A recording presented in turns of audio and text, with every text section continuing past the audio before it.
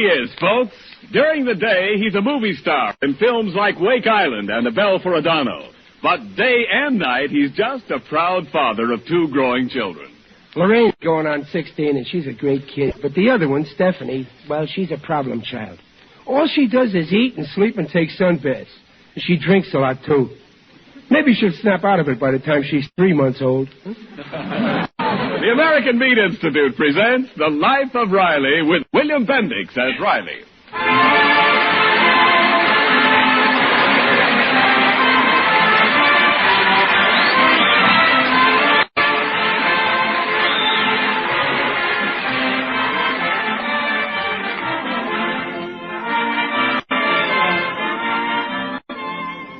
The meat people of America, providing a great food for a great nation.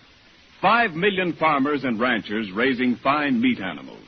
600,000 men and women in more than 3,500 meat packing plants.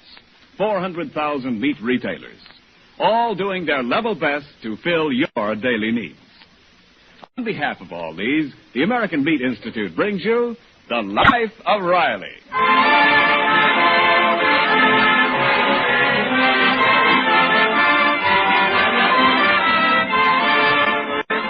Well, Chester A. Riley, formerly of Brooklyn and now a war worker in California, is known as a very honest man. But he's also human, and thereby hangs today's tale. It all began, ironically enough, with a lecture on honesty delivered by Riley to his wife over a pay station telephone. Hello? Hello, sweetheart. Who is it? It's, what do you mean, who is it? Oh, it's you, Riley. Yeah. I thought somebody had gotten the wrong number. But, look, Dumplin', I'll be a little late for supper. Well, what happened? Did you miss the 5 o'clock bus? No, I made it all right, but the woman bus driver decided to stop off at a beauty parlor and have her hair done. Well, of all things. Where are you now? I'm in a phone booth in Oily Oscars. Oily Oscars? Yeah. Isn't he the bookkeeper? You mean bookmaker. I came in to buy a cigar is all. But listen, I see one of Junior's boyfriends in here buying a magazine. So tell Junior I don't want him running with this kid Squinty Smith no more. Well, but what's wrong with a boy buying a magazine? The name of this magazine Squinty bought is Bugle Boy's Hot Tips on Horses. Oh, dear. Junior's been asking for a lot of nickels lately. Well, don't give him no more. If Junior wants a nickel, let him come to me. I won't give it to him either. All right. Try to be home soon, dear. Goodbye. Goodbye. Hello? You talked over time. Deposit 5 cents, please. Okay. Keep your bobby socks on. I never cheat anybody. Here's your nickel. That's telling her.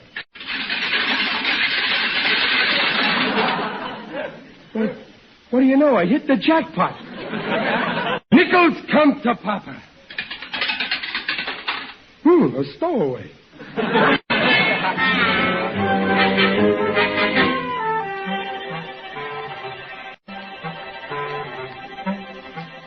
And one is 80 cents, and one is 85 cents, and one is...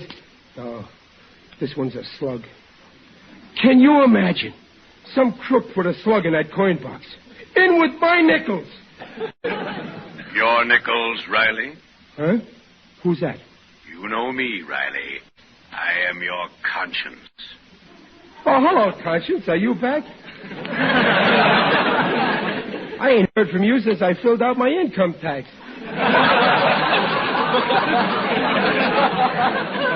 Yes, and you were pretty embarrassed when I caught you trying to put down a pinball machine as a dependent.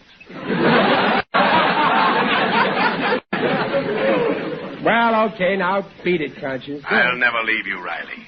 Look at you. Your pockets are loaded with loot. Am I going to have trouble with you over a few little nickels? Where was you all the times I put nickels in phones and didn't get my number? Go haunt the phone company about that, why don't you? Go on. I'm your conscience, Riley. How can you go home with your ill-gotten gains and face your wife and children? So I won't face them. I'll walk in backwards. They'll hear the jingle of that boodle, Riley. Listen to it. Oh, stop hounding me. You always feel bad when anything makes me feel good. Give back the money, Riley. Nothing doing. I gotta hurry and catch my bus. I gotta get home. I'm coming home with you. Whatever you do, I do. No, you won't. I'm taking a bath tonight. I'll be right there in that tub with you. Okay, then you'll have to scrub my back.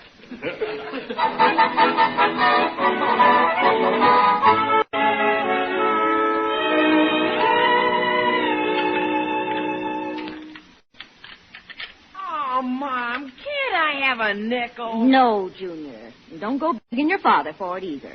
He works for every cent he earns.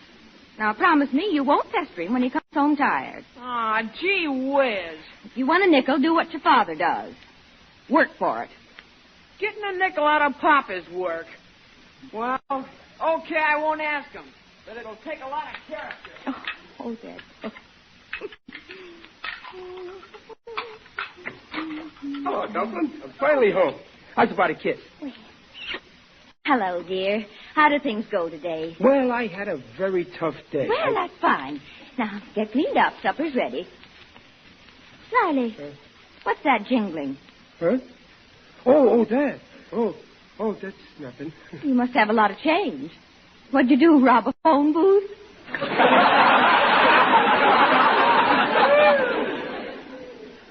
Peg, how could you say a thing like that? Oh, you know I was kidding you. Oh, that reminds me. A man called from the phone company. What? How did they... they did? What about? Well, he wouldn't say. And he wouldn't give any name. Just for you to call the investigation department and you'd get him. Yeah, but he might get me. What? Nothing. Well, go call and find out what it was, right? I gotta have time to think. Gosh, I ain't even had supper yet. Well, supper's ready. Can a man who's worked all day like a dog even have supper? Well, sit down and eat. I ain't hungry. Listen, Peg, I'm going to go sit in my Morris chair and relapse. Maybe I can work up an appetite. Oh, honest, Riley, sometimes I just can't figure you out. Fine thing. The first little mistake and they start calling you up with threats. Riley, you're worried. Are you back?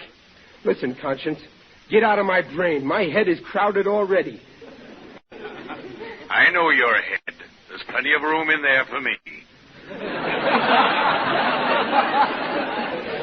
Give back the money, Riley. Listen, finders is keepers, ain't it? Anyway, I was all alone in that phone booth, and it was dark. Nobody knows about it. The phone company knows about it. No, well, maybe they already got television. Well, how could they prove it was me? A lot of crooks go in that oily Oscars. Other crooks besides me. What about the man who called from the phone company? They're on your trail, Riley. They have your number. They got everybody's number. Be warned, Riley, or the next number they give you may be across your chest. Can I really go to jail for this? No, you have a choice. You can either go or they'll drag you. You'll regret the day you ever saw that booth. Yeah, that booth. It was a booth that got Lincoln. They'll put you in a hard chair with a light in your eyes and hammer you with questions. I can hear them now saying... Hey, Pop! Junior, what's the idea of sneaking in on me like that, huh? Oh, gosh, what's wrong, Pop? You were in here talking to nobody. Yeah. Junior, when you heard me talking to nobody, did you hear somebody else talking to anybody? Oh, gosh, Pop, no. Yeah, well, Junior, don't tell your mother. It might worry her, see? Oh, okay, Pop. Yeah, that's a good boy. Here's a nickel for you. Well, no thanks, Pop. Junior, you never turned down a nickel before in your life. Are you sick? Well, no, Pop, but I don't want your money. Well, what's wrong with my money? Never mind. Oh, I'd rather get my own money like you do, Pop.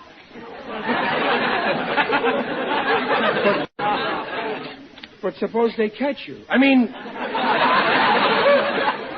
Junior, where you going? Oh, I'm going to eat supper. If I stay, I might be tempted to take money I'm not entitled to. He knows, too. Oh, that's life. You give birth to a son. You raise him for 13 years. Then you make one little mistake and he turns state's evidence against you.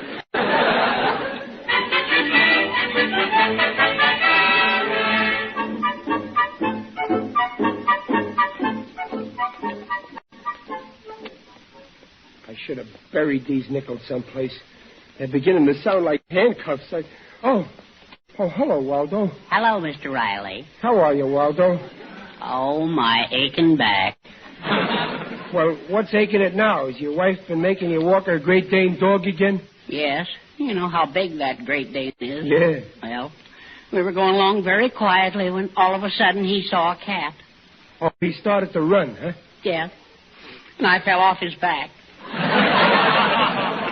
Waldo, if you're going to ride that dog, you better buy a saddle. I know, but my wife won't give me a cent. She's angry at me. She says that I've fallen into bad company. Well, she didn't mention no names, did she? No, Mr. Riley, but you're the only man I know. I see. Oh, well, today was the last straw. She searched under my mattress and found my pack of cigarettes. Well, it ain't no crime to have a pack of cigarettes, Waldo. It's more like a miracle. Well, I just defied her. I said, they're my cigarettes, and I'll eat them if I want. Eat them? Yes, they're chocolate cigarettes. Oh.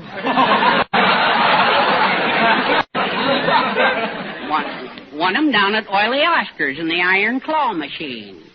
Listen, Waldo, I know a man once went into Oily Oscar's after a cigar, and Waldo, he got in bad trouble. Oh, my, what happened?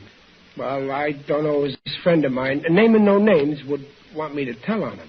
Oh, you can tell me. Now, you might talk in your sleep and your wife would hear you, maybe.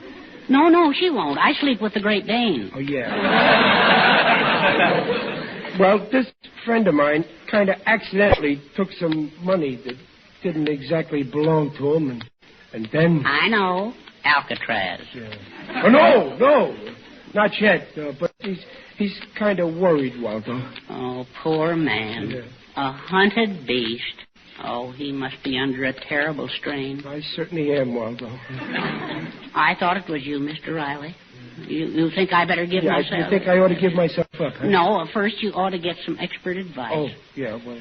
You know that radio program that tells everybody what to do about everything? Oh, you mean Judge Sludge's Square Deal Court, huh? Yeah. And he's on tonight. Yes? Now, you go down there and tell him your problem.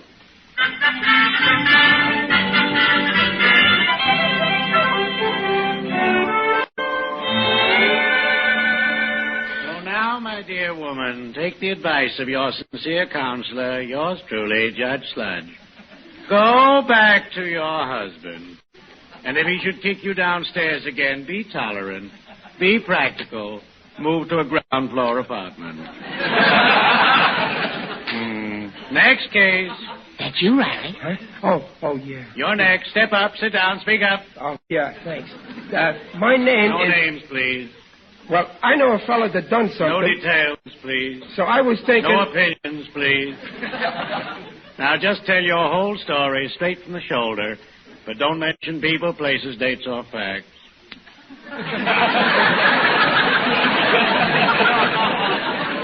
Well, this guy I ain't naming done something I ain't telling. But what I want to know is, should I give back the money? A difficult case. My poor misguided thief, years of experience with countless lives have taught me to read the human mind, if the subject has one. Now, you have violated a trust. You have embezzled a huge sum that was not yours. First $1 or $2, then hundreds, then thousands. All I took was 85 cents. How much of the money remains after your first orgy of 85 cents? I ain't spent none of it yet. Oh, good. After all, it isn't the amount involved. It's the principle. So return the money, my friend. Oh, that's what I'll do. And in the future, beware the root of all evil, money. Remember, money is dross. What is money? What is dross? Now go. Give back the stolen funds. Say nothing about it, not to a living soul. Well, I won't if you won't. Return to the haven of home again. And stay there. Believe me, Judge Sludge, I won't budge. And here is your free gift bottle of red rum. Thank you, Judge. And so, another human heart goes down the path to happiness. And remember, friends, if you want to get rid of that tired feeling, go to your druggist and ask for a bottle of red rum. Red rum, spelled backwards, it's murder.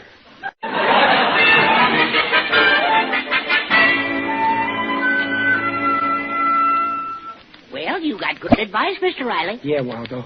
Now, if I can just put back the money without them finding out, Waldo. Huh? Waldo, look. What's wrong? Out there in the street, a police car. Yes, sir. And they're listening to their radio. Then they heard me squeal on myself. They're laying for me. Let's go out the back way. Good heavens, Mr. Riley. This is exciting. What, the first base station phone we come to, get rid of the swag. No, I got to put it back in the same telephone I got it out of. Maybe they count up somehow. Listen, all the way down to Oily Oscar's phone booth, I'm sticking to dark alleys. Mr. Riley, in case anything goes wrong, we'd better say goodbye now. Shake. No shaking hands. I ain't leaving no fingerprints.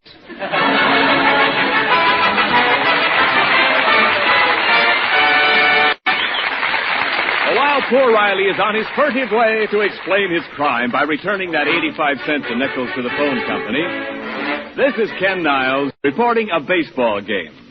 But why do I talk about baseball in January? Well, listen, friends, this baseball game was on Saipan. The players were soldiers. Not so long before that game, they'd been throwing bullets at Jap snipers instead of baseballs past American batters. Perhaps bulldozers had to smooth off an infield under those war-scarred palm trees. Anyway, American boys took a little time off from war to play America's grand old game. But still, what has this baseball game to do with meat? Well, just this. These fighters wanted red hots along with the balls, the strikes, and the umpires. Well, you can't put an Ebbets Field or a Sportsman's Park overnight on the South Pacific Isle. But you can create, as nearly as possible, that good old American baseball atmosphere. So a lot of those plump, juicy Frankfurters, which your meat people had sent to the Pacific, were rushed to that ballpark on Saipan.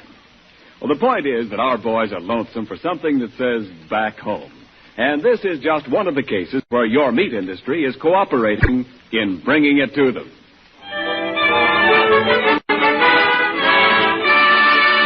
Remember, folks, meat is a yardstick of protein foods because meat measures up to every protein need.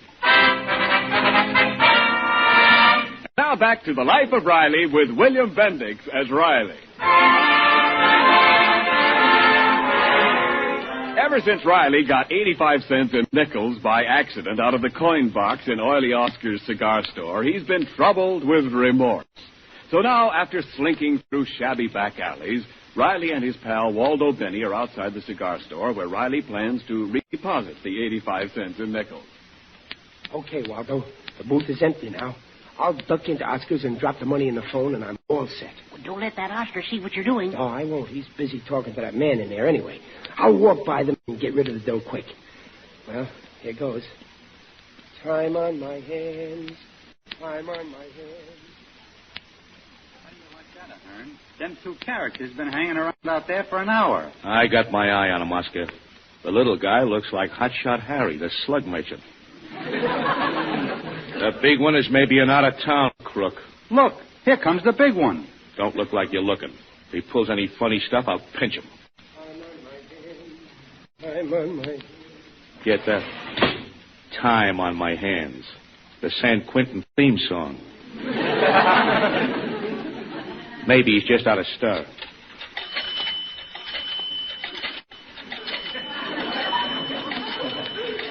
Hey, Ahern, listen to all the geekas he's dropping in that coin box.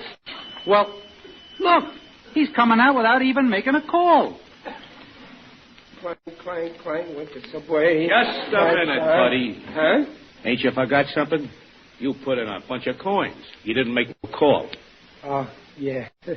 I'm absent-minded, ain't I? Well, easy come, easy go. So long. You ain't going that easy. See that badge? Badge? Excuse me, officer. I changed my mind, sir. I'm making a call. Sure you are. Now, who was your caller? Who was I calling? Must have been long distance for all them nickels. Oh, yeah, long distance. I can't never remember numbers that far away. I'll look in the book and remind myself. Azusa. Azusa. You was calling Azusa, huh? Well, go ahead. Oh, sure. But, let's see. Alice A. Abotkin, Azusa 2235. Azusa 2235. Quit stalling, Bob. Let's call Alice. Oh, sure. Hello? Number, please. Azusa 2235.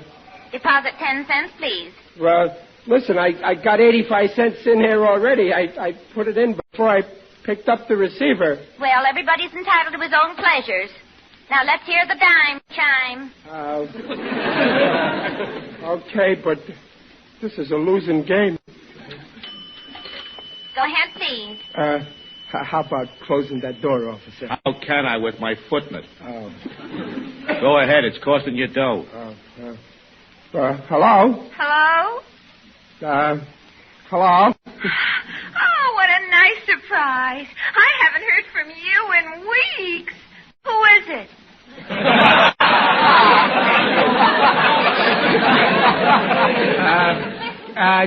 Guess who? I bet it's Mervyn.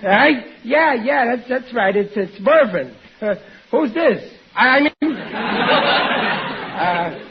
hello? Why, Mervyn, I'd never recognize your voice. You don't say. Well, it was great to hear from you. So long. Just a minute, Mervyn. Give out with what you called up the teller. Yes, sir. Hello? Mervyn, listen, it's happened again. It has, huh? You don't say. Yes, Clarence is breaking my heart. This time he was gone 4 nights. You don't say. You don't say. That's a snappy line of chatter you got, Mervyn.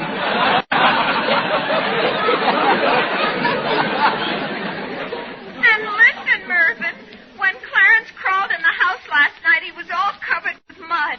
Both eyes were shut, and one ear was all bent crooked, and part of his nose is missing.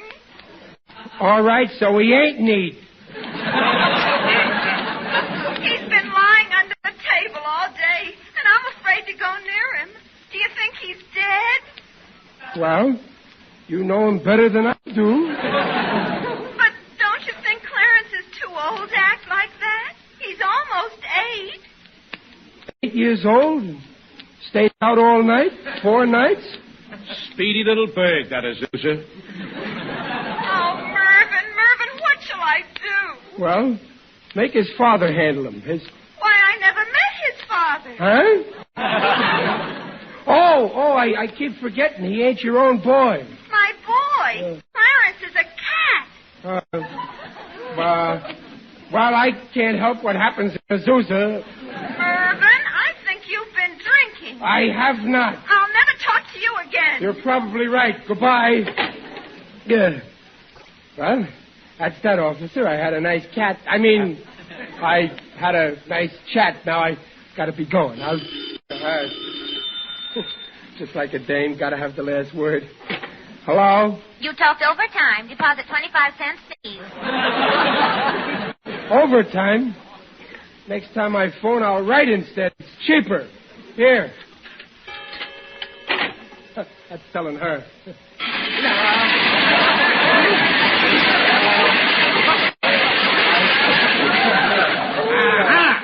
So that's your racket, huh? You call up some dame you don't know and then swindle the coin box. Well, look, I come here to put back some money. Oh, yeah? And get twice as much as you put in, huh? Come on, Mervyn. You're pinched.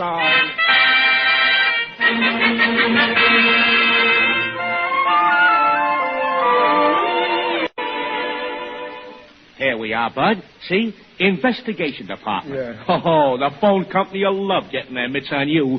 Let's go in. But, officer, honest, it's a frame-up. I'm as innocent as a newborn baby. Well, officer, what's all this? Why, Riley. Well, Al, is that you? Good old Al Cronin from Brooklyn. Sure, transferred out here last week. It's good seeing you, Riley. Shake. Well, okay, if this cop will leave go of my arm. What's the idea, officer? This here is Coin Box Mervyn, and I caught him... Officer, this is Riley, my pal Riley. I've been trying to get him on the phone all day. Al, was that you been phoning me? Sure. Well, I'll leave him go if you say so. But this is a big disappointment to me. Well, thanks just the same, officer. Sit down, Riley. Oh, thanks. Sorry about the mistake. Here, have a cigar. Oh, thanks, Al. Al, listen, since I'm here at the phone company, I got a complaint. I spent a lot of dough in a coin box trying to give back some dough I got accidental. Riley? Yeah. You sure it was accidental? Well, honest, I was just an insolent bystander, right? Same old Riley. Always in a jam. But we'll make it up to you. Here, take this phone and call up anybody you want to. Free. Free? Oh, wait till I call home and tell Peg I'm talking free. Oh, call long distance. The circuits aren't busy at this hour. Go ahead. Call Brooklyn. Brooklyn? Gee, I ain't talked to Brooklyn since I left 2 years ago. Hello. Give me Brooklyn. Number, please. Who do I know in Brooklyn that's got a phone? Oh, yeah, I know. Herman's Delicatessen. Herman will remember me good. Give me Herman's on Flatbush Avenue. Yes, sir. Hey, Cronin, the BPLA gang will be glad you're out here. BPLA? Well, sure, our club, the Brooklyn Patriots of Los Angeles. Great boys. Muley Durkin, Digger O'Dell, The Undertaker. We have a million laughs. Only right now I can't think of one. Ready with Brooklyn, sir. Oh, boy, that was fast. They're ringing Herman's. Boy, you'd be tickled to death. Hello? This is Herman's Delicatessen, where the bunch munch lunch. Herman? This is Riley, Chester Riley. Remember, I'm living away out in Los Angeles now, and... I'm sorry, we don't deliver. Herman don't remember me, I guess. Maybe it's this tan I got in California.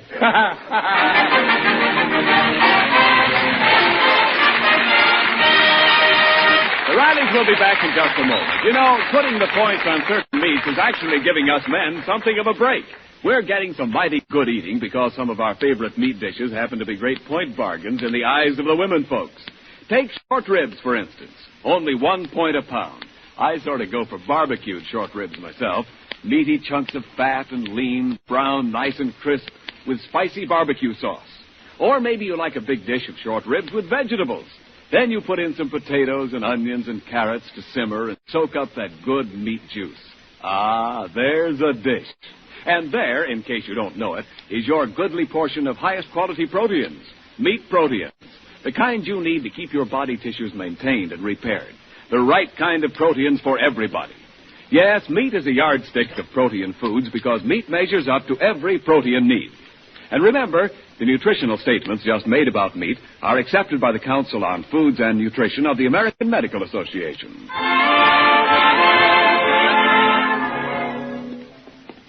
Gosh, Dublin, it's certainly a nice change walking along the street a free man. Well, I'm glad all this nonsense about the phone company is over. Why on earth didn't you tell me about it? Oh, no, not me. That's the biggest mistake a criminal can make, talking to his mouth. Oh, Riley, don't be silly. Wait a minute, Riley. Isn't that a nickel lying there on the sidewalk? Where? Oh. Yeah, that's a nickel. Come on, Peg. Wait a minute. Aren't you going to pick it up? Oh, I should say not. They ain't going to trap me again.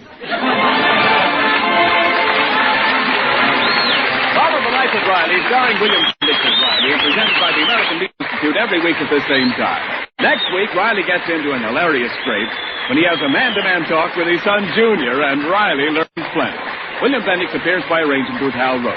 This is Ken Niles saying, see you next week. This is the Blue Network. 7:30 at KECA, Los Angeles.